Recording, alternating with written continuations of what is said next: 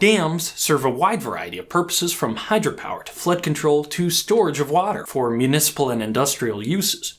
But when a dam's useful purpose fades away, the structure itself still remains. Dams come in all shapes and sizes, but contrary to what you might think, the most dangerous dams are often the smallest. Hey, I'm Grady, and this is Practical Engineering. On today's episode, we're talking about the dangers of low-head dams.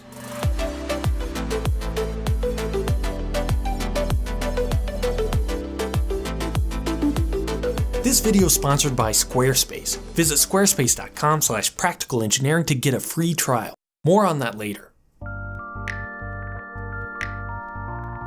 A low-head dam, sometimes simply called a weir, is a small structure that impounds a small amount of water across the width of a river or stream.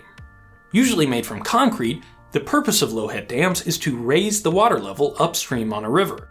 This can assist with navigation of the channel by boats, create a drop for generating hydropower, and make water available at intakes for water supply and irrigation.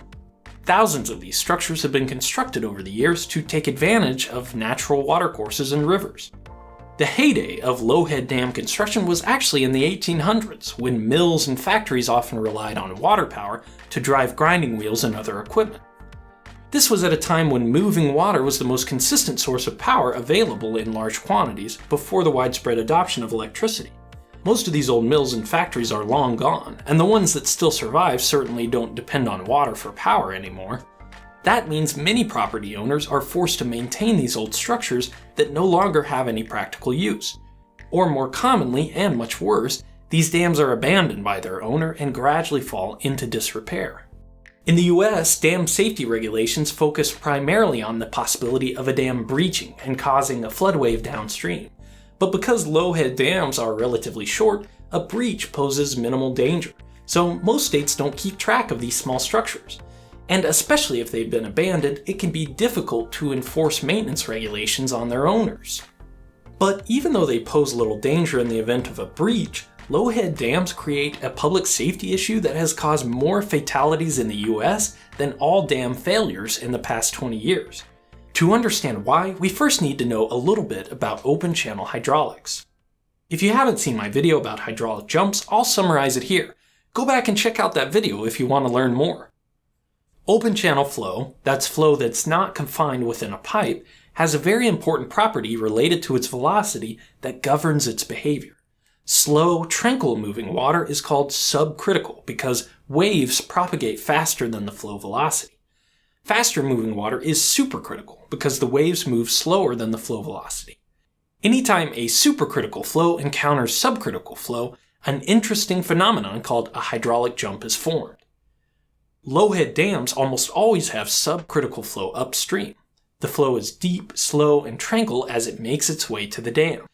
But as the flow passes over the weir, it picks up speed and becomes supercritical. When this supercritical flow transitions back to subcritical flow in the slower moving water downstream, it creates a hydraulic jump, as you can see here in my model.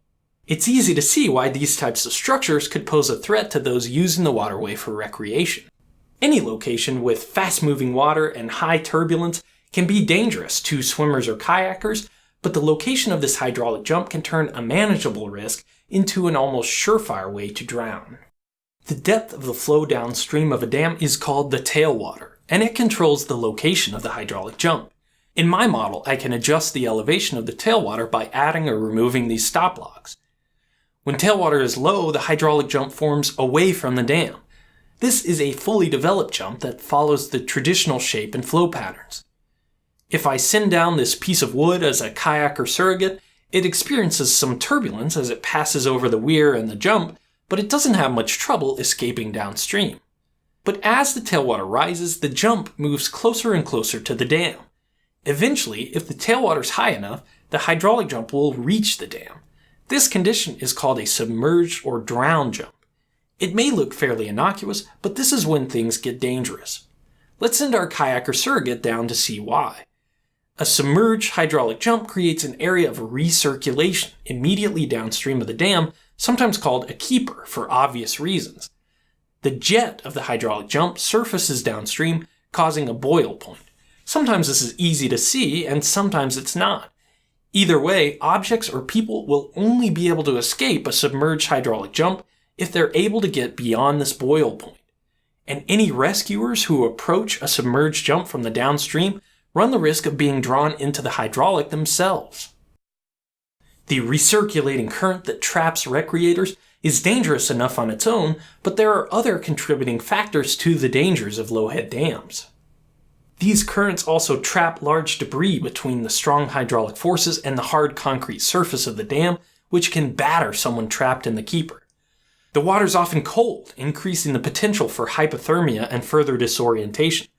The turbulence of the hydraulic jump entrains a lot of air, reducing the buoyancy of a swimmer. And low-head dams often span the entire width of a river, meaning there's no still water nearby that can be used as a safe haven. This is exactly why the Low-Head Dam is called the perfect drowning machine. All these factors added together create a situation that's almost impossible to survive.